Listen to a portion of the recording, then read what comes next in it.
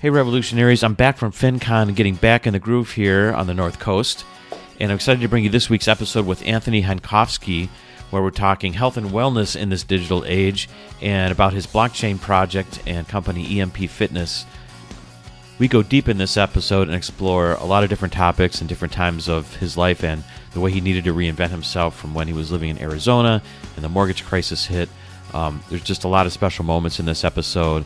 And one that was interesting to me was his take on being opportunistic. So I really want everyone out there to dig into this episode, take some time and listen to it. But before we get to the episode, I just wanted to give a shout out to everybody at FinCon. It was an amazing conference. Thanks everybody for following up, and hopefully I followed up with all the people that I needed to. I was able to reinforce some relationships I'd had already from last FinCon and got to meet some new people like Leaf from last episode 39, the Physician on Fire. So shout out to Leaf again. Thanks for being on. And a shout out and welcome to any new folks that are listening that I might have met at FinCon, like Courtney and Brenton, these guys from Nashville. Man, they were a hoot. I had a great conversation with those guys, so hopefully they're listening. And remember, if you're listening out there and you're digging what you're hearing, please drop a review in iTunes or on the Facebook page and tell your friends about it. It always helps the show grow. Okay, so I've got a couple calendar events that everyone should be aware of. One new one is the Female Entrepreneur Summit that's being held in Cleveland, Ohio, October 24th, 2018. It's being put on by Contempo Communications and Renee DeLuca-Dolan. I wanted to mention it for two reasons. So one was Renee reached out to me and she's going to be on the show, so we had a chance to record some interview this week, and we're going to do a wrap-up of the event once it's over. Since I have a few episodes in the can, hers is going to come out probably sometime in November, but we'll do a wrap-up of the event, tell everybody what happened, and tell everybody what's going on for the event for next year. But regardless of the event, Renee's got a great story that I know you'll want to hear, how she left American Greetings all the way back in 1996 to start her company, and it's still thriving today. So that's one reason, but the second reason is that I noticed that on the agenda of the Female Entrepreneur Summit, my friend Stacy Vasilani, who's also been on the show, she's episode 3, I believe, is on the agenda, and so she's there to talk about PR and what's going on these days with public relations.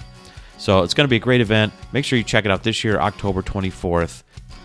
Go to contempocleveland.com/FES for more information. And when you're attending, tell Renee that you heard about it on Jim's Reinvention Revolution podcast. All right, the other event to mention is the Blockchain Solutions Conference that's coming up in Cleveland, December 1st to the 4th. That's being put on by Blockland Cleveland and Destination Cleveland. For more information about it, you can find it at blocklandcleveland.com, just like it sounds, because Cleveland is now Blockland, of course. We know that. It's the epicenter of blockchain. And I'm really excited to attend this because one of the keynote speakers is Joseph Lubin, who's a co-founder of the Ethereum platform and founder of Consensus Systems. So I love it that he's going to be here. I got a million questions to ask him. And that reminds me, I need to go sign up for it really this week. So again, you can go to blocklandcleveland.com and check that out. And speaking of blockchain technology, let's get to this week's episode with Anthony, where he's going to tell us about what he's doing in the health and wellness space with blockchain. So here's the episode.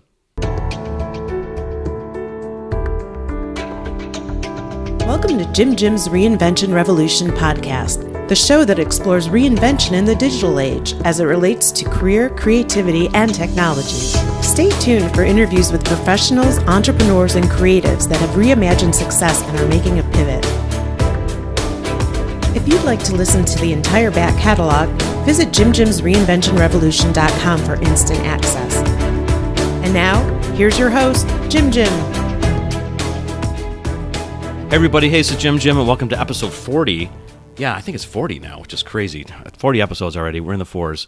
And I'm talking today with Anthony Hancovsky, and we're talking about health and wellness in the digital age. So, Anthony, welcome to the revolution.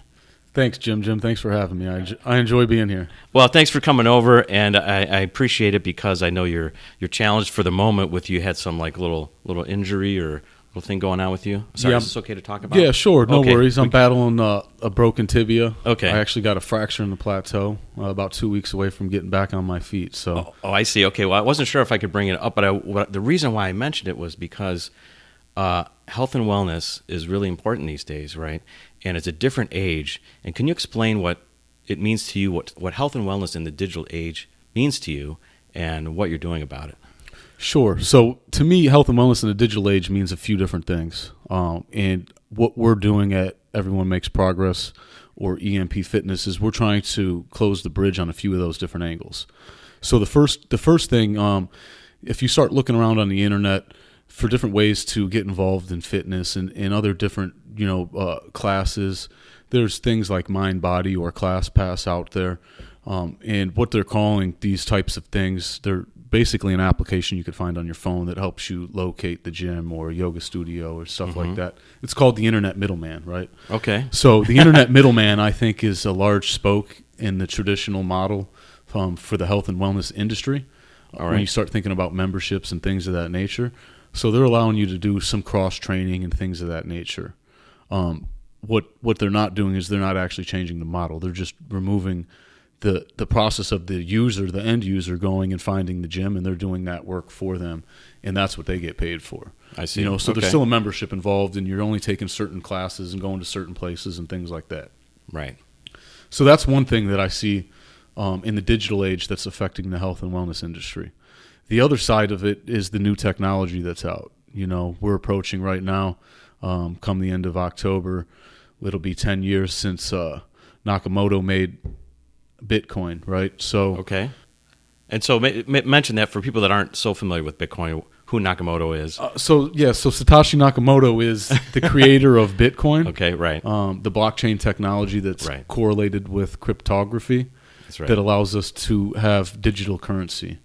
So some people might know Satoshi more than Nakamoto. So. Yeah, sure. Okay. Thanks for cleaning that up. Yeah, no worries. I tend to overcomplicate things. No, I know. Well, you're so into it and you're very knowledgeable, so I just want to, try and get that out there. But keep going. Sorry. Yeah, no worries. So, when he released that white paper 10 years ago, he said, look and see where we're at in 10 years, So it's just interesting to see all the different transformations from, the Silk Roads and the Ethereums and, you got your Neos and your Cardanos and all these different tokens and different platforms and different ideas coming out. Right. And what we haven't really seen any of them do yet is infiltrate the health and wellness industry. I see. And that's kind of what we're trying to do at Everyone Makes Progress or EMP.FITNESS. Okay. So what we're trying to do is we're trying to create an app that allows people to find these facilities, but at the same time, it allows them to go as they pay. So there's no more memberships. Mm-hmm. There's no more these constraints on you can only go here on these so many days. It's kind of pick as you want to go. And it gives people the ability to only pay when they do go. So, when you talk to people why they're not working out or they're not staying active in the health and wellness industry, there's a couple common answers, Jim. You run into it's too hard to find somewhere to go. Okay. Even though Google's out there and we can all do a Google search, you get 50 different options. Now you're stuck with the decision of how do I choose where to go? Right. That's a conundrum in and of itself. Right. So we can help limit that with giving people, places that are specifically designed around what they're looking for or in a certain radius for where they'd like to go, things of that nature. Right. Well, there's kind of a would you say I don't know if we would call it really a barrier to entry, but maybe a barrier to decision making. When you see all these choices and that, well, if I go to this gym, I have to sign up for a year, right? And so it's kind of forcing you to make this decision that you're going to have to live with for a while, right? And that's part of sort of the pain point perhaps of some individuals that aren't just so psyched to go to the gym every day, but they're like, I know I need to go. Should I join this gym or that gym? Well, this sounds like it would attack kind of that idea where it's like, if I can have my choice every day, for example, of where I want to go because I'm driving to a client 2 hours away or whatever it would be, right? It kind of makes it a little bit easier. Sure. I think choice is a double-edged sword. Right. Mm-hmm. We love to have the ability to have choices, but as soon as the choices become more than 3, 4, 5, you start talking 10, 20, then it becomes a situation where how do I choose? Mm-hmm. And I think that's what you're hitting at. So when you're stuffed with all these different choices, then it's like I want to try this one out, I want to try that one out. I don't want to commit to this one for a year because what if I don't like what the other benefits of the gym is, So, Right. You get in there and you find out that the sauna is only open a certain period of time, or, they don't even have a sauna, or whatever it might be. These things, a lot of times you're not going to see in the Google search, right? You can only find out so much information from somebody's positive review, so you don't figure out these experiences until you spend some time in there. And That's right. That's what people are limited at, right? They're not given the opportunity to spend the time in there unless they actually make that commitment. And then all that does is send them down that spiraling negativity, and then they don't work out. Right, yeah. And They're that's like, the I paid for problem. this year. I don't Right. like the gym now, and so I'm just not going to work So out. Right. I can't give you the exact quote where I got the number from, but it's 1 out of 5 people that sign up for a gym in the first 3 months stop going. And the reason that is because of exactly what you're saying. They say that same 5 group, right? So there's still 4 of them going after 3 months. By 6 months, 3 more of them fall off. Right. So in 6 months, when 5 people sign up, only 1 of them is retained. And that becomes another part of the issue. That's another thing that I think that we're going to see when it comes to the the digital age in health and wellness, right? So think about the backside of what we're trying to do, where we can connect some biometric data collection from right. your workouts right into your app, and you're able to save this information and look at it later, right? Right. I brought up Nakamoto and the blockchain. Basically, what we're trying to do is allow people to take that biometric data stored in a hash environment so that it's private, take an identifier to that hash, and allow that identifier to be translated to the blockchain, right? So essentially, you've taken that data that you've collected, you've stored it on the blockchain, and then anyone that you want to save it or share it with is able to get access to it, right? Currently, they have a lot of great things out. Fitbit, you got your Apples, I got a Samsung Gear Watch, There's all these different things out there. If you look, there's underwear. I was at an event over here in Cleveland about 2.5 months ago. There's this guy, Alfred. He's trying to make a toilet seat that'll check your stool and your urine as it passes through. Oh, wow. Okay. I mean, is kind of disgusting as that sounds. Think about Right. how much data we're wasting every time. Well, we flush right. the toilet, If you're right? in the medical field, you might be like, man, I've been waiting for something like this. If you're like a doctor that wants to help people, because you could monitor all that. Sure. I mean, a lot of us have dogs. I mean, I know I do. When I go Right. to the vet, the first thing they ask me is, where's the stool? Right. So Right. think about what we're wasting every time we flush the toilet.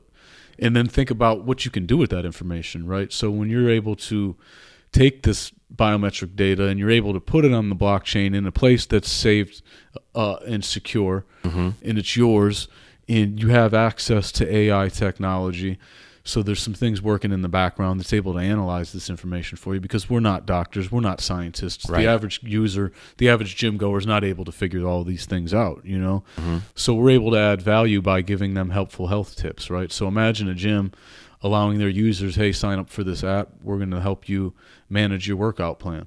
Right. So there's But manage it at this higher level with these other inputs, right? Right, in a way that's never been done before, right? Because imagine what we're doing is we're taking data that's currently being captured by companies and sold to other companies that the user that actually is recording that data never even gets to have ownership of, right? So their data is just being taken from them and used for studies and sent to be able to market these people, when they could take this data and use it in a different way that allows them to actually manage their health and wellness, right? Right. Well, I think the ownership part is very interesting. So I'm not so familiar with, like, I've never used a Fitbit, for example, but I know that you can obviously, it's recording some data and you can download that data and you can see the data, and it may or may not be in a good format that you could show it to other people with. You could take screenshots, or maybe they allow you to download a file. But obviously Fitbit has that data, and that's where the the reselling or the exploitation of that data comes in for them as a company, and that's kind of how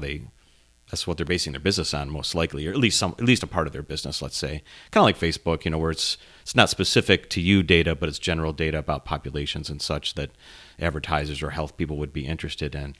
But yeah, going forward with all the blockchain-based applications and the way you can store data, now that we can have this ownership, and maybe across all the different gym providers out there, or all the different service providers that are in the health and wellness sphere, I guess you could say, it becomes a very compelling reason to be part of something like this, right? To be part of EMP Fitness or whatever that What do you call it? Does you call it a token or app that you would be releasing that people would want to join? Yeah, so we're releasing an app. Okay. In the app, the token will actually be used to conduct the transactions. I got you. Okay. And it'll be the thriving factor behind our loyalty program. So you'll be able to earn some of the tokens for your commitment to, recording your data or doing the various different tasks that you need to do. Tracking footsteps, things of that nature. I got you. So how do you? In thinking about this, I think there's a lot of kind of parallel type ideas coming out in different industries now that everybody has the idea of blockchain and realizes, we can trade value with the cryptocurrency aspect of blockchain, and you can have this ownership now, et cetera. How do you get people or the industry partners interested or involved in this type of trading or value? Where do they see the advantage of it coming? Versus if I'm a provider, I like my own ecosystem with my own loyalty rewards and all that kind of stuff, just because I want to kind of hold on to my group of people. But how do you see this playing out with those guys? So do you mean like the industry from the blockchain perspective, or do you mean from the health and wellness perspective? From health and wellness. So I think that they realize there's change going on, right? Right. When you look at, your big stores like your 24-hour fitness and Anytime Fitness and some of these bigger shops, they realize that things like Planet Fitness are coming along, and right. The budget shops are moving in. Mm-hmm. And when you drive around any major city here in the States, go look around, you start to see these boutique shops for these yoga studios and all these other different avenues of people being able to find places to go, right? Right. What that means is as more places come along, that means there's a tougher sale to attract new customers. Mm-hmm. So they're going to need a platform. They're going to need a reason to be able to find new users, and that's the bridge that I think we cross for them. I see. Yeah, we give them a place to find new business. Right. We give them a free place to market their own business and things of that nature, and I think that's their biggest benefit. More importantly, I think that where they benefit from dealing with us is the fact that we do some of this back end work for them, right? Because you got to think about your new person, right? Mm-hmm. We're turning out somewhere between 20 and 50,000 new personal trainer, yogas instructors, new fitness instructors, I should say, right, every year. And these people, what they typically do is they go to a yoga shop or they go to a gym and they take a job, and the only customers they get are the ones that are given to them.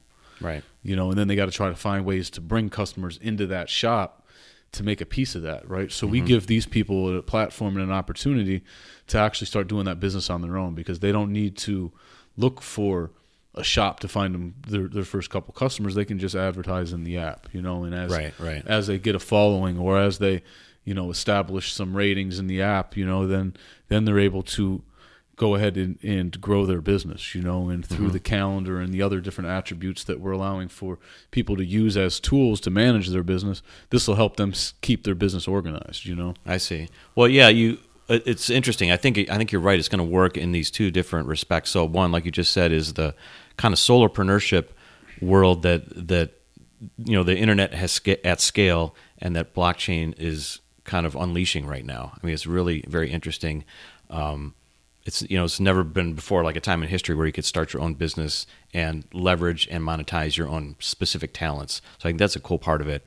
Plus, like you said, I think just from the overall kind of business and marketing perspective, like we were talking when we met a few weeks ago about kind of 20th century versus 21st century, I think you're right in that, all these different sectors, like, craft beer is one sector that we talked about where, just 10, 15 years ago, you had Bud Light, like a few different flavors of beer at the local bar, and that was about it. And this explosion happened of small craft breweries, etc., where you're really catering to these sub niches. And when you do that with the gym population, for example, they're going low with like the Planet Fitness kind of shops, and going high with the boutique shops. But it kind of ruins the mass marketing aspect for the other types of gyms out there. It's tougher for them to market. So I think that will be the incentive for everybody now to kind of join this new system or new network, so everybody can still find each other, right? Right. And one thing we didn't touch, Jim, is there's a whole avenue of health and wellness out there that people are just starting to become familiarized with, right? So think about your floating or your deprivation tanks, right? Right. Or think about like some of these recovery centers where you can go do a hot or a cold dip, right? Right. A lot of people don't even know what this stuff is. I mean, these professional athletes are doing it every time they get done with a game or what have you, you know, but this stuff wasn't available to the average person. Right. You know, now it's becoming available. You know, I can go over here to Rest Therapy Float and where is it, in Westlake or Rocky River or something over there. I'll drive over there a couple times a week and just lay in a bath of salt, you know, and but I couldn't do that 10 years ago. Right. You know, right. I knew what it was, but one, it was not cost effective, and two, if you weren't privileged, you know, as an athlete or someone that was able to walk into one of these high tech facilities in the hospital to actually go do this stuff, you didn't have access to it, right? Right. But now it's, you know, it's in a shopping center next to a movie theater, you know. And yeah, it really is. It's kind of crazy, right? Nobody knows it's there though, right? And it's like, you know, we give these people an ability to start reaching out and letting people know, hey, we're here, you know, in the crowd that they're looking to reach to, right? Because you're not going to get your average person that just wants to go and float, right? That's the type of person that's looking to take care of themselves, right? And looking to explore different things that they haven't tried, you know. And once they do, then they keep going back. You know, they got a book in there. I don't know, it's maybe 2 inches thick, and everyone signs it after they've been in there, you know. Oh, I see, yeah. And they give you a little bit of free essential oil filtered oxygen when you're done to kind of rejuvenate you. Really? You know? So I sit there and I flip through there and read the book and listen to people's stories and how great it is. Check this out sometime. Oh, it's amazing, man. It'll change your life. That's cool. Well, yeah. So yeah, exactly. Those are great examples of how like really sub-niche or super niche, or how important, let's say, the market, I guess in general, like people's consciousness levels have been raised. They're much more interested in health and wellness. They're looking for creative avenues. It's not about just, you know, the basics of lifting weights anymore or jogging on a treadmill. I mean, that's still important, but there's all these other things, and it's about this discovery aspect of how do I know what they are in the first place, and then how do I access them? So the discovery and access, I think, is really important. And if that bridges the gap, you know, for the first time across all these layers, I mean, that's really, plus adding in the biometric stuff is kind of like a that's the crazy deal upward spiral of like, you know, now you could really manage your health in a whole new way, right? Right, you could take control of it, right? Yeah. You know how I sell it, Jim, is I tell everyone we're putting it at the touch of your fingertips in your hand, right? Right. Since no time in history has man had that capability, right? To take your health and wellness, put it in the palm of your hand, and make a decision with your fingertip, right? And it's we're coming to that age. Yeah, it is amazing. Wow. Okay, so I'm just trying to wrap my head around all this. Yeah, I mean, imagine, you know, you got Tinder out there, you're swiping right for a date. Imagine if you could swipe right to get to a nutritionist and find the right meal plan for yourself so that you can have your body weight where you want it to be at. You know what I mean? Right. You go to the doctor, like, hey, Anthony, you're out of shape, man. You've been on these crutches for 3 months now, and you're about 15 pounds heavier than you were when you came in here. What are you going to do? You know, if I wasn't a health nut like I am, I wouldn't know what to do, right? But if I had this app on my phone... And you might not do anything because you're just, whatever. I'd probably not. But if I had an app on my phone, I could press a couple buttons and it told me what to do. I mean, we're not robots, we're humans, but a lot of times the thing that we lack the most is that little bit of encouragement, that ease to finding the information. You know, my biggest pet peeve in our society is how hard it is to learn something new. Without that want and ability to actually want to learn it, you'll never learn it. But with that want and ability, you still have to go out and find where the information's at so that you could try to learn it, you know. And you run into the people that don't want to share it because they want to profit off of you, or it's hidden in the library in a book that's 50 years old. You know, it's like there's all these different things where we're truly a product of our own environment, right? So if we're not exposed to something, we don't know it. But I truly believe it's still inside of us. We've just never been able to draw it out, right? And that's what I want to help people do. You know, you said, what did you say? Exploration and what? Discovery and access. Yeah, discovery and access. Yeah. I call that creating awareness, right? So that's kind of where I'm at. I like the way you phrase it because I don't think that I always give people the access part, right? So I help them with that discovery, but then it's like, well, where do I go from here? You know, and give them access to further that discovery, I think, is something I need to work on personally. Yeah, well, I think it's, you know, when these super sub-niche or new technologies come out, you know, only people like that are really close to the field or that have helped develop them, et cetera, kind of know about them. And that sort of discovery part is lost, I think, on a lot of people. Where for me, I've always been in advanced technologies, and it's always been my job to make the market. to like figure out how people are going to discover this and show them what the value is of it when they do discover it, so that it immediately clicks in their head, and you don't have to go through a 10-minute explanation of why it's important to you. They see it in 30 seconds. They're like, oh my God, how did I not know about this? This is cool. They figure out a way that it would apply to their life. So that's I think it's a real exciting part of what you guys are trying to do at EMP. But let's shift gears a little bit, because I want to try to figure out, like, how did you end up getting into this, and where were you before? Because when we talked earlier, you told me that you really didn't have anything to do with, first of all, blockchain technology or like the new technology stuff. That you were out in Arizona in the banking industry. Tell me what was going on just a few years ago, because this is interesting how you got into this and discovered it. So going back to like 2004, when I'm coming out of my first run at going to college. Mm-hmm. I had some friends that were out in Phoenix, and they were working for a mortgage bank in a telemarketing room. Okay. And it actually was more like a mortgage broker, and they had offices in probably about 13 states. So they worked in a call center more so than a room, that had different branches that were calling different markets. And I had known. I was going into electronic engineering, and I'm doing my internship, and I'm getting ready to wrap up this degree, and I'm just like, I can't see myself doing this, Okay. And I just kind of one day I decided that I was going to stop, and I was moving to Phoenix. Oh, really? And I'm okay. Gonna become you didn't tell me this part. Okay. I'm going to become a telemarketer. All right. And we're going to see what happens. Right. Because I didn't leave home to go to college, like I see. Right. Might have shifted my path. So I might have ended up in law school like my original intent was, Mm-hmm. But it just never went that route, and I'm out there 28 days later. Next thing you know, I'm in charge of like 30 people running one of these branches. Wow. Interesting. Okay. And, it just took off. I've always been able to sell things. I think that started off as a kid. Okay. We packed up and moved to Florida. I was probably 11 or 12 when we were living down there, and I started retrieving golf balls out of a canal. Mm-hmm. And then, that was after school. And then all week while I'm in school, they're sitting in the bathtub with bleach. Mom would get mad I was wasting her bleach. But on the weekend, I'd give her $5, after I sold $60 worth of golf balls. So it was my first business, Yeah, nice. And I did good. So, right. Imagine a 12-year-old making $60 every weekend. Yeah, got a little taste of something. That's the good life, right? Yeah, sure, so, back to Phoenix. About a year later, that particular business was on its way out. Okay, and this is right around the time of the financial crisis, right? Around it was still a little early for that. So this is about the end of 2005. Oh, end of 2005. Okay, so a little bit early. Going into 2006. Okay, and. The lady that I worked for, there was, two people above her. So like, she was the one I reported to. Gotcha. She got poached by another guy, whose fiance used to work for the company that we were working for. I see. And when she went over there, she was like, I got this guy, Anthony, you just got to talk to him, and okay. Back then, Jim, these people can't see me, but I got dreadlocks now, and there's tattoos all over the place. And back then, I still had the tattoos, oh, you did?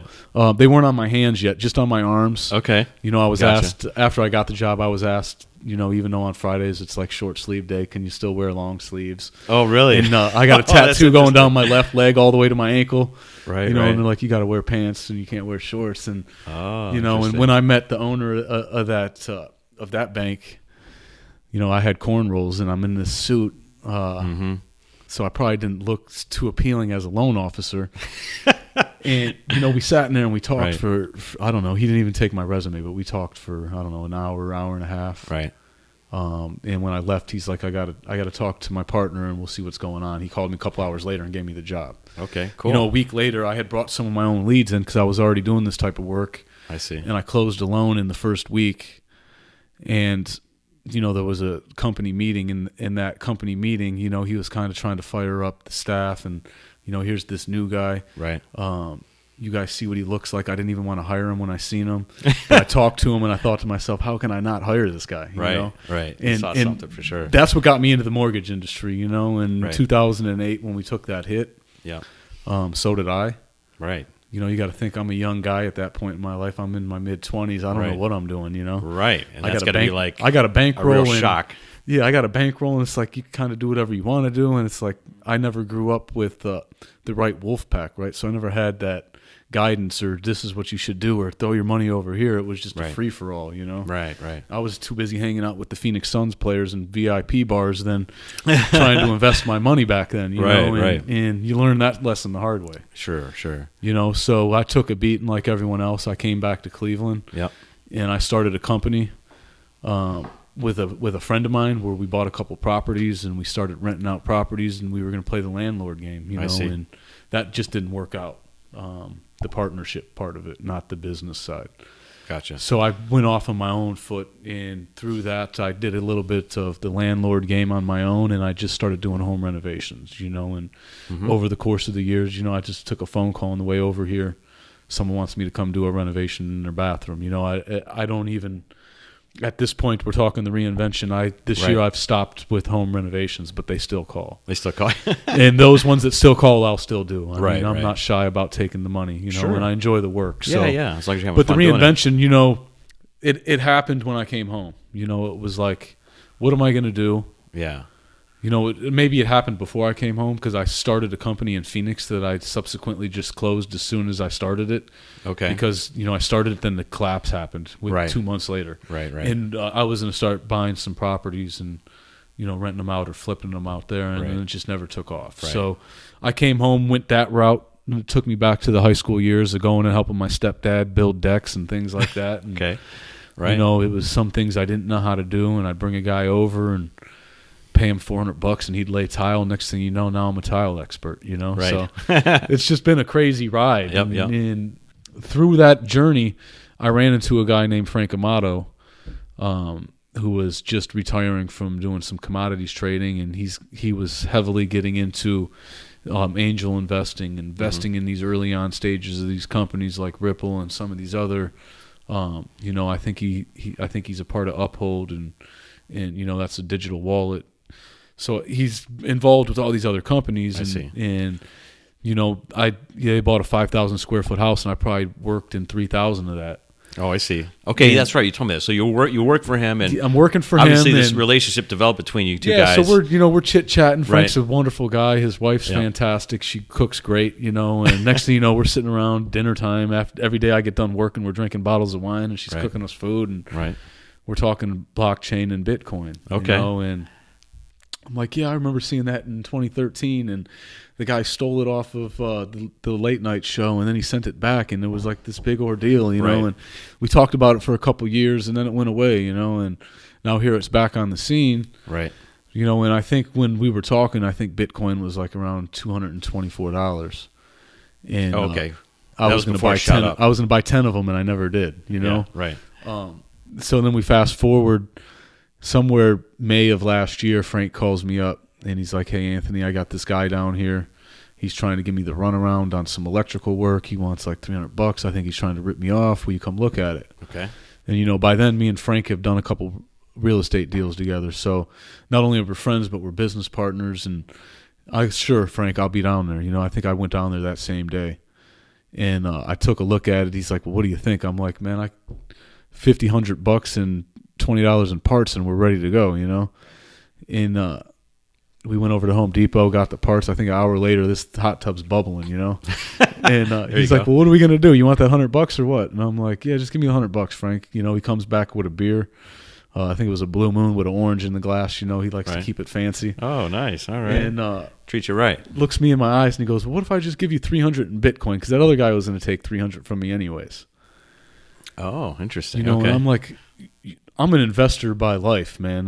That's what I've done since I've been young, right? Right. And if it's not being spent on an investment, it's getting wasted. So all my money is always tied up into something. So I'm like, you know, I could really use this $100, but he's talking 300, and I know I can do something with that and get the 300. Mm-hmm. So yeah, sure, why not? You know, I've been wanting to get into this Bitcoin anyways, so I took it. So literally, that was your first kind of that was my first Bitcoin. Purchase, right? Wow, or first taking, as you want to call it. And I'm like, I'm laughing with the guys on my team, you know, like the guys that are working for me on these home renovations.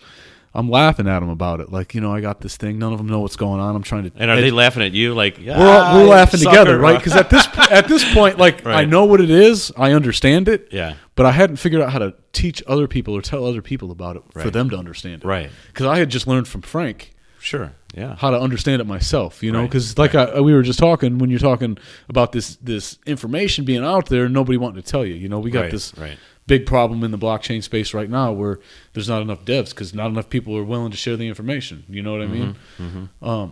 So I was still kind of learning about it. Right. Well, I was laughing at these guys about this 300. And by August, that 300 was almost 800. Right. And I'm like, there's something here. What's going on here? Right. And like I said, I didn't just take that 300 to take it. From that point that I took that 300, I was spending every day researching, looking into it. Right. Like now I got skin in the game. It's time to get serious, right? Right. Because I already at that point, you got to think about it. When he gave me that 300, Bitcoin was valued at about 2,400. Mm-hmm. Right. So imagine if I would have bought it at 224, it's at 2,400. Right. You're already tenfold on your money. Right. So I felt like I lost out. You know what I mean? Right. But I still wasn't ready to go dumping money in. You know what I mean? Right. Well, you got to learn about it, Yeah. and that's actually it's saying that you have a skin in the game that really does motivate you, and that's what I tell people because I've been investing in equities a long time. It's like what you need to do is you need to just start researching it, but don't analyze it too much. Get a skin in the game, and that really will help you understand more quickly. And just think of it as a lesson, like buying a course or something. Just Right. If you lose $200, don't worry about it. But man, you're going to learn so much and discover so much along the way that's really the way to go about it. So, all right, so you dive in, you got $300 in, you see it's growing, and you're like, wait, what is this stuff? Let me figure this junk out. So how did you go from there to, I'm starting a company, I'm going to start a new application and leverage all the stuff that I really like and that I see that there's a void in the market with this health and fitness situation? So at that point, I dumped some money in August. At that point, August last year. Okay, more. Yeah, because now I got the itch, right? Okay. There's a little bit of gambler inside me, Jim. All right, Don't tell all right. nobody. I guess they all Just know now. between you and me. Yeah, they all know now, right? So I threw some more skin in the game, and then I'm like, I think in August when I threw the money in there, I was buying Litecoin at like $57, and ETH was trading for like $339, and like I said, Bitcoin was somewhere around 4,500 or like 5,200, somewhere in that range, somewhere that whatever made my 300 almost worth 800, know? Right. And pushing through November, everything was climbing. Sure. I'm like, wow, this is crazy. Litecoin's $200. I bought it at 58. What's going on? Yeah.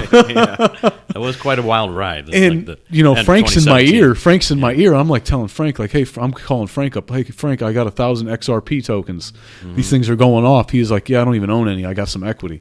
And I'm like, how do I get where this guy's at? Right. And he keeps telling me, like, he's like, be careful. We're going to see a correction. Just be careful. Be careful. He's trying to give me his his conservative trading side, that's where his mentality's right, at, his experience, yeah.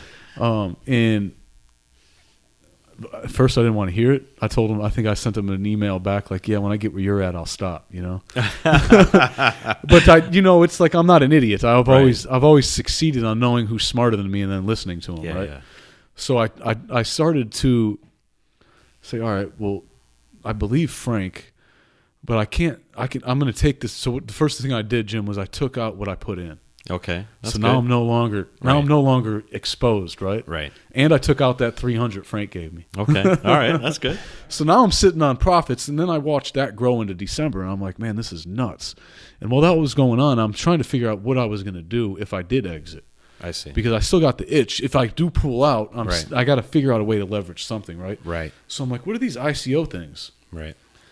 So I start looking into it, and I did a lot of research. I started to figure out what the ICO is. You got to think I started buying that Cardano and them TRX tokens and some of these ICO tokens right when they were coming out. And riding some of those waves, and I made some money doing it. And I'm like, next thing you know, it's like ICO. This ICO 25 million, that one 25 million, right? This one 25 million. So I started buying a couple of them, and then I pulled the rest of my money out before everything tanked in January. And while all that was going on, I started having an open conversation in December last year with a couple of guys that I got interested in investing. They kept seeing me post stuff on Facebook, and then they were like, I see. Well, what are you doing now? Where are you putting your money at now? Right. So I got this small following, and people are doing what I'm doing, and some of them were meeting at the bars and we're having beers, and I'm like, hey, I want to do an ICO, and they're like, let's do it. Let's get 25 million, and then it's like, well, what are we going to do it about? Right. So, the ideas started coming up.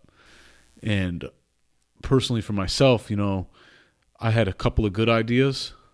Had nothing to do with where we ended up in the beginning, but every one of them ran into the situation where somebody was already trying to do something in the blockchain space with it. And then it became, well, how do we find something that nobody else is doing? And I'm like, I've been wanting to get this. I've been wanting to create like a fitness app for 5 years, kind of think about like Skype, but working out with your buddy in Colorado and here in Cleveland, right? So we're both running our miles, but we can see each other with our GoPros on or whatever it might be. You know what I mean? Right. How do we make a Skype, Facebook version of a workout app, right? And then it kind of just bounced into this, because then I started talking to everyone like, hey, look, this is what I'm thinking. In order to have something substantial in this blockchain space, you need something that users can interface with on a day-to-day basis. Simplified application is probably the best way to do that. Right in the palm of their hands. And then what do people do day-to-day where we can close some of these gaps on some of the restraints on what's going on in society, right? As an individual who's led personal training, I've led motivation classes, I've led meditation classes, I've been a Taekwondo instructor, I'm a world champion martial artist. Going through all these different avenues, I've discovered that, one of the biggest gaps is the person, the user, the individual, myself being one of them. It's hard to find the right place to go, and then how do I get past my own insecurities of actually walking in and doing the activity after I find the one I want to go to? Right. Because I can have Yoga Bliss over here in Cleveland on my list of to-dos for 6 months, but that doesn't mean I'm going to walk in there. How do I convince myself to go in there? Generally it's through a friend or some encouragement of some other form, right? And that's where this kind of thing brainstormed and boiled out of. I see. Okay. And then just kind of like blew up into what it is today. Right. It's like you start talking to people in the industry and they're like, well, why would the big gym want to get into your app? Well, if I can tell the big gym, not only can I bring you new customers, but I can take your current customers and help you introduce them to our app that allow them to capture their biometric data while they're inside of your facility, right? We can even go as far as the GPS tracking, so when they save that information, this is where I did it at. This was the machine I did it at. Think of when IoT goes into the fitness world, right? We didn't even talk about that when we were talking about changing health and wellness earlier. But when your machine can be scanned by a QR code in my app, and that machine can capture your data from the little silver pads you grab while you're running on the treadmill, and that stuff's in your phone when the 30-minute run's done, every piece of that information, think about what you can do, and think about how that facility can offer benefits to their users. Hey, come in here, we're going to help you get focused. And, the backside of that app's going to tell you some tips. Right. You no longer need to pay. We no longer need to pay a guy to come in here and give you tips and stand around and answer your questions, because the app's going to do it for you. Right. Well, I think the scale aspect, I think, is what's going to be attractive to these gyms. Like if you're a big gym chain, you might take this activity on your own because maybe you think you have a big enough population of clients, et cetera. But it's so multifaceted now with the analytics data part, with the interfacing to the machines, with trying to get this the whole population to buy into it at a certain price point, et cetera. And then you have all your competitors like coming at you. Like they really need to be experts in their gym experience. You know what I mean? Like this data layer part is going to be hard for them, I think, unless you really have deep pockets. I don't know how many gyms these days out there they have that deep a pocket. I mean, well, you touched two things there, Jim. Right? Their first problem and restraint is going to be that they're limited to that user base, right? Yeah, exactly. And then, besides walking into my facility, thinking from the perspective of that facility. So when my user walks into my facility, they're now limited to just capturing data in my space, right? Right. That's right. Yeah. So, and there are some places already out there starting to do this, and that's their biggest problem. A lot of people are into this cross training, so they got a gym membership at Planet Fitness, but they also take a cycle class over here. Right. And there's a guy out there, Ted Vicky. He's like the self-proclaimed most connected guy in fitness. Okay. He's a real cool dude. Talked to him a few times. One thing that he said to me that really resonated, and this, I'm bringing up this example to point to the second thing that I was saying that you brought up in what you just said, Jim, is there's Fitbit, there's Apple, there's all these different ways of capturing that data, but there's no way to make all that data talk to each other, right? So you can use APIs and things like this to draw your Fitbit data in there, but that's only if Fitbit's going to let you, which they're not, because then they can't own your data and they can't tell you what you can do with it and they can't control it and all these other different things, right? Right. So they're just not going to go there, right?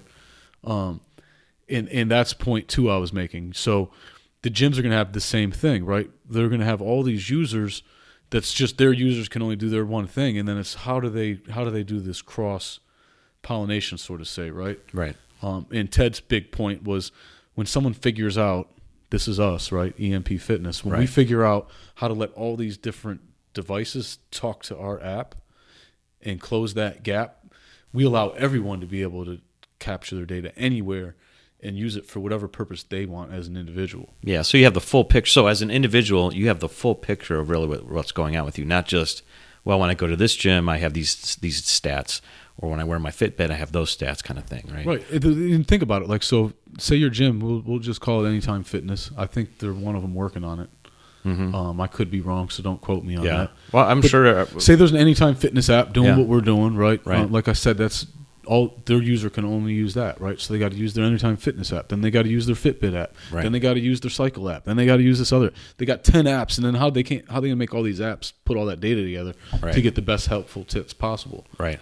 It's just not going to happen. But if you got one centralized location that's decentralized so that you control your own data, no one else controls it but yourself, you can do whatever you want with it. And you can capture, store, maintain it, and then you can use all of it together to get the best results versus trying to piece 10 different things together and then figure out what works and what doesn't work. Right, right.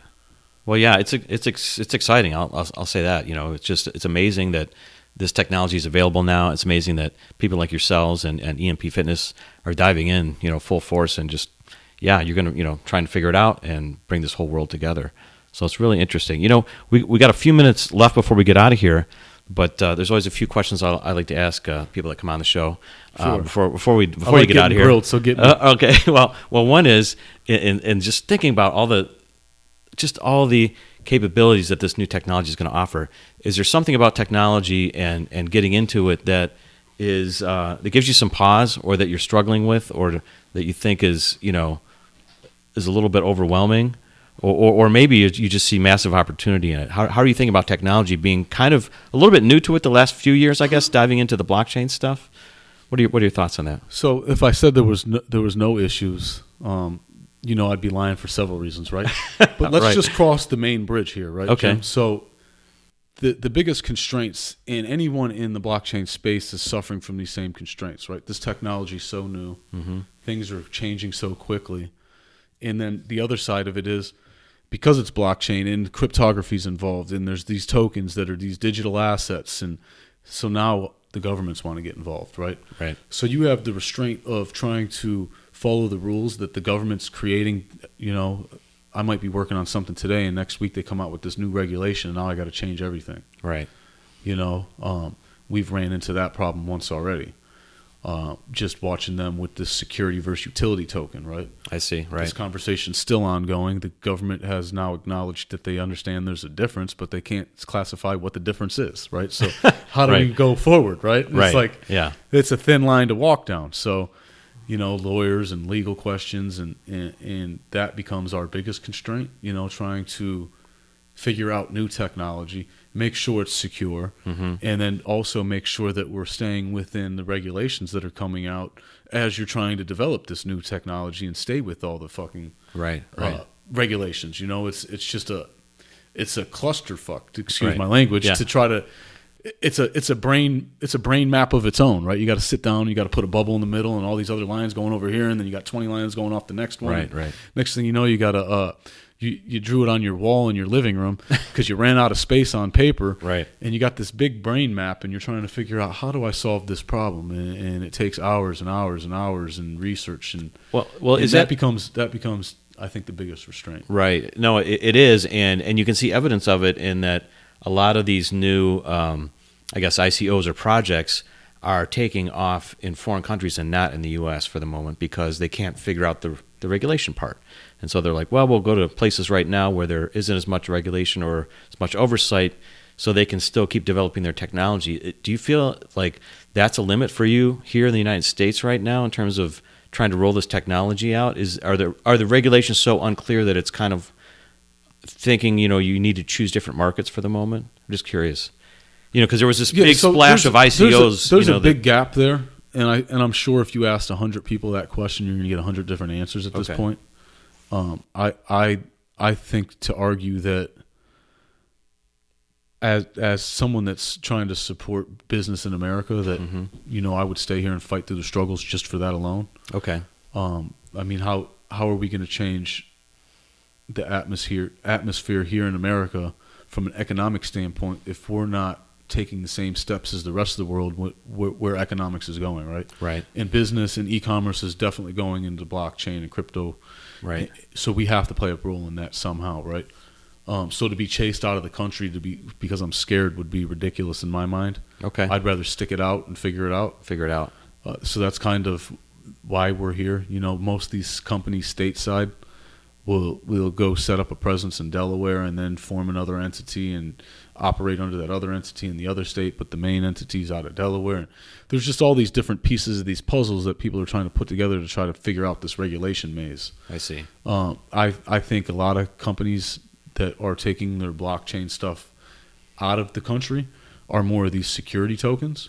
Okay. And I think they're doing that because you can set up a security token in some of these other countries and still garner investments from people and not deal with the United States regulations, right? So they'll move out of the country and they just won't take investments from people in the U.S. Right. Well, that's another aspect in terms of the investment aspect too, which is important if you're trying to get your project off the ground, is to have those investment dollars available, but also just the real operating part of using these tokens and transferring this value and information, like not knowing if the SEC is going to change their mind about what they're classifying the token as or whatever. I mean, it's kind of a crazy way to think about it, but it's the reality for the moment. Yeah, and that brings up the last point I was going to make, is the U.S. is the craziest when it comes to regulation, right? Mm-hmm.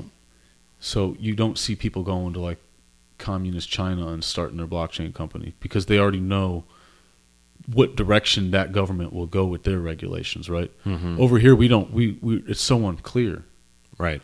And I think that scares people the most, right? There's no clear definition of which direction they want to go or will go. Mm-hmm. There's just, hey, if we don't like what you're doing, we're coming after you. Right. And at this point, when there's so much gray, why take that risk? I think that's what most people's mentality is. I see. And I think that's why they're leaving and going across the borders, you know. But I think in the end, what it boils down to is when companies like us aren't scared and we come in and we set precedents, you got this thing in Cleveland where Blockland Cleveland, right?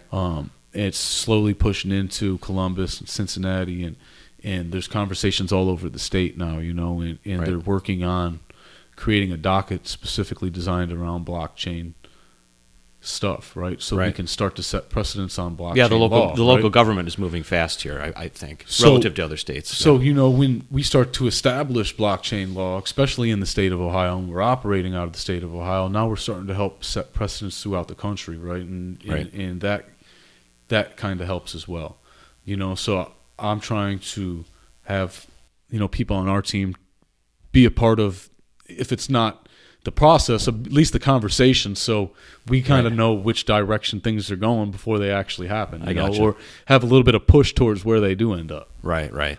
Well, yeah, I think there is an advantage, probably just a business advantage, and hey, if you're going to stay here and stick it out, you're going to know the most about the operating environment, and you're going to know about it first. So I think it'll probably, work to your advantage eventually. Well, everyone's pioneers right now, right? So anyone playing a role is helping develop what's going to happen. Yeah, absolutely. You know, and I'm a firm believer that out of sight, out of mind, right?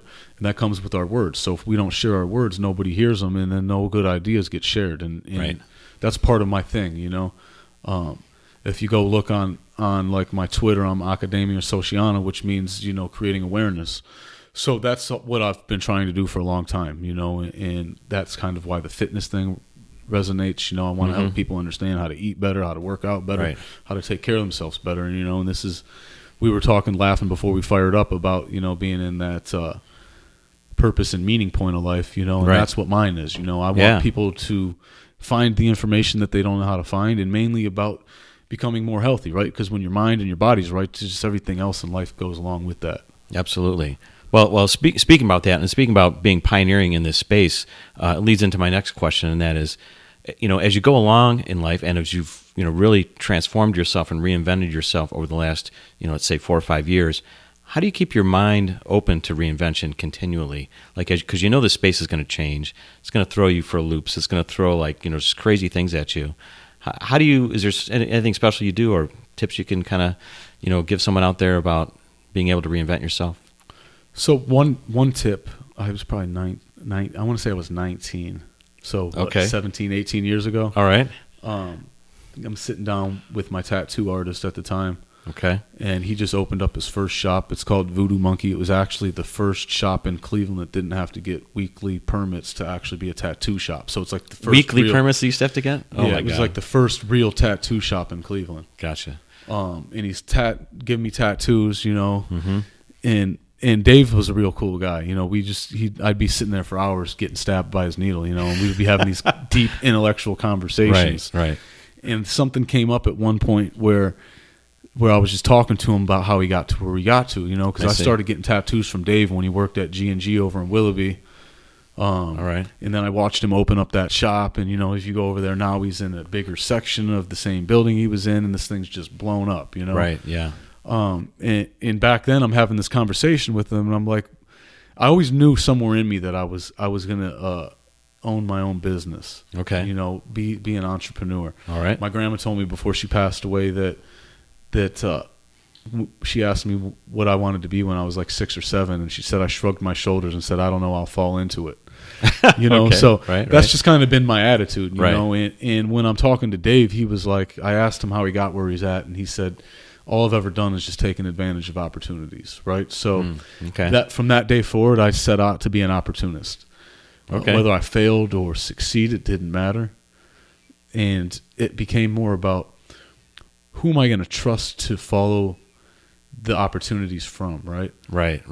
So I started reading people and watching people and trying to get an understanding of how I can see if someone's bullshitting me or not. I see. And that led to, you know, the sociology and the psychology and all these deep understandings of the mind, right? Right. Meditation. I sit around and meditate, and I'm able to let go of things, you know. So I would say the biggest thing is seizing opportunity.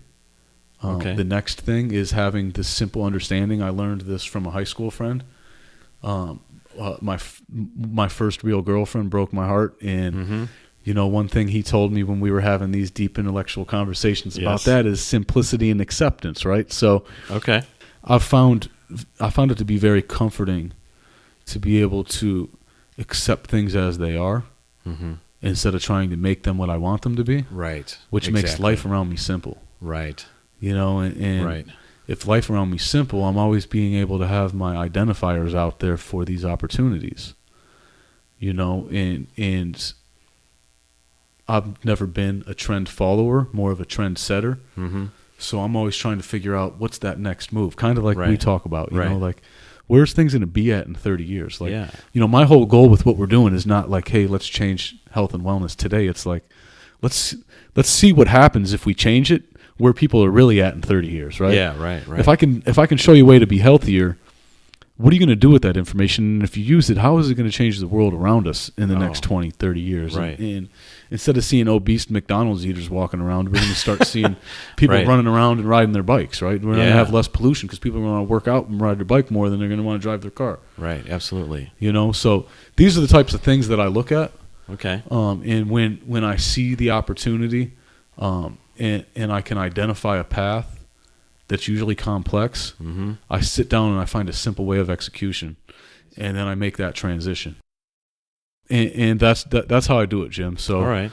Well, I really like the idea of this little different nuance to the word opportunist, because I think when people hear that word, I think maybe there's a little bit of a negative connotation, like you're taking advantage of someone, or you're taking, kind of looking to get an advantage, where you're really coming from, hey, being an opportunist really means keeping your mind open, really like kind of looking around, kind of looking at your peripheral vision, and just really seizing the moment when it comes.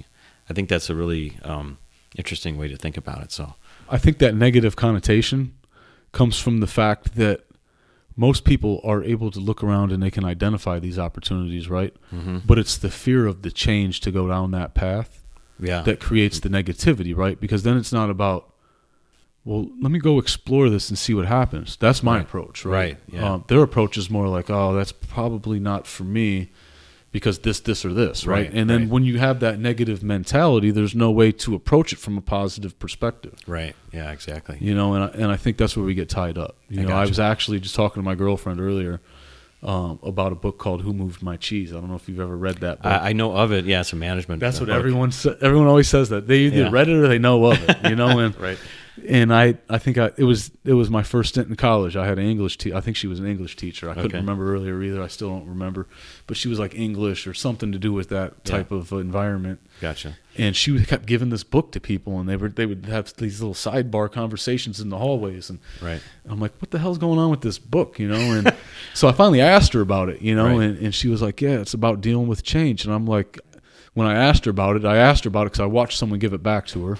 Mm-hmm. Like I said, I'm an opportunist, so I seen the opportunity to have the chance to be the next one to borrow it. I see. So I walked up to her. I'm like, "Hey, what's going on with this book?" And then she explains it to me. I took it. I read it. I'm like, "Wow, this is crazy." Right. It's a lot of these books. I'll tell people to read them, and they'll come back and they'll be like, "Yeah, that was a super simple concept, and this, that, and the other thing," and they're negative about it, right? Because they don't want to implement those simple strategies that make life easier, right? It's all right here. We all see it. We all think about it. But do we practice it? Right. Simple is not easy. No. There's sometimes the concepts can be really simple, but to actually do it, practice it, et cetera, that's the hard part. Yeah. Well, I mean, the hardest part of that simplicity equation, right, is the actual acceptance, right? Remember I said simplicity and acceptance. They go hand in hand. Right, exactly. Right? If you can't accept it, it can't be simple. Accept the world as it is. Yeah, and then that's move on. just tough, man. Like, I mean, we're brain-fed and developed into being these zombies to walk around here and just do what we're told to do. Right. School's the way to go. You're supposed to do this. You're supposed to do that. When in all actuality, it's like, hey, if we would have taught each other about emotional intelligence when we were kids, maybe we would understand our feelings and we'd quit yelling at each other. Yeah, right. But hopefully the new world can work on that. Yeah, I'd love to see someone tokenize that. Right? Maybe that's your next project. We'll see. But I already got one in the works. Okay, So I don't want to talk about it yet. All right. Well, we'll leave that under wraps for now. But okay, so I got one more question for you. And now that I'm thinking about all this is pretty heavy duty stuff we just traversed right there. But through all this, kind of this recent period here with all these reinventions, is there a reinvention revelation that you can share with people? Something that you wouldn't have thought about or couldn't see coming, or wouldn't have imagined. Now that you're in this technology game, and now that you're working on one of your passions, which is health and wellness. Yeah. So obviously the broken leg scenario in the middle of it. Okay. Wasn't expected, Right. All jokes aside, though, Jim, I think, he's not joking. That's what I was asking about when we first got started, and I was really serious about it, because I'm thinking the thing you're creating with EMP.FITNESS lends itself like right into the state of being that you are right now, where it's like, hey, if I need to find maybe a therapeutic kind of gym or like a different kind of place because you're working out this recent injury that you had. How do you do it? It's a pain in the ass, and especially trying to do it when you're down and tired because you are hurt. It's right. like that. That's when you need health and wellness the most, is when you're not feeling your best, right? In a way. So, anyways, go ahead. So, to kind of touch base on that, the thing that would surprise me the most is I think would dial back to my passion, right? I sit around often and think to myself, like, why did it take me so long to do this, right? And I think what happens is I wasn't aware of blockchain, right? Without the blockchain, people often ask me, why do you need to tokenize what you're doing? Why do you need blockchain? Why do you need this? Right. And it's really made me dive into it and be able to explain to them why in more than one way. And I think that's what's been most surprising to me is not just the passion for the health and wellness, but the passion for the technology itself, right? To play a pivotal role and to feel like, being involved in like this Blockland initiative here in Cleveland and going and traveling around the country to these different events and talking to people and just seeing the idea resonate, getting an understanding that, hey, this is needed in the world. The passion for that has been the most surprising.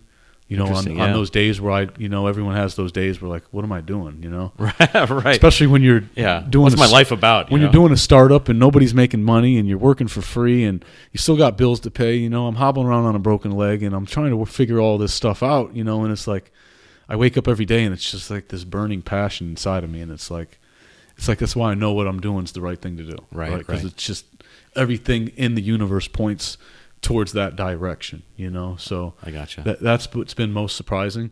I've often found myself trying to chase down an avenue to exploring a business opportunity into one of my passions, and you hit these dead ends, and it's like, that's just, I love doing this, but you just can't pay the bills, or you can't make money doing this. This is just something I do for fun in my free time, and that's not what this is, right? This is. Yeah, everybody can have hobbies and it's cool, but when you're able to get aligned where your passion aligns with this business, with the ability to really change other people's lives and impact it and be involved in this new technology. I mean, when you get all those things in alignment, that's when you can wake up every day and you're excited and you're like, man, I got to figure this thing out because it's just going to be it's going to be cool, right?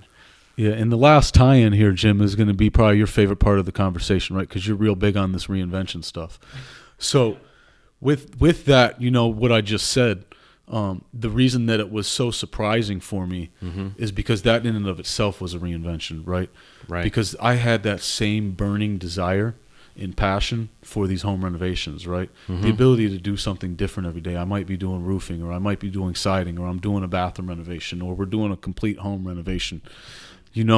And to watch, like a ghetto house in the hood that they wanted to tear down turn into like this house they just sold for $200,000. Just to see things like that was beautiful, amazing, and passionate. And It's like, now that I'm exploring this new opportunity, and I'm like, man, I never knew I could feel like this about something else, and this passion's stronger. Right. And I still got this. It's like, how do I make this new fitness business work and I can still flip these houses, right? Because it's like, now I got passion all over the place, right? Yeah. And I think that's what's most beautiful in life to me, right?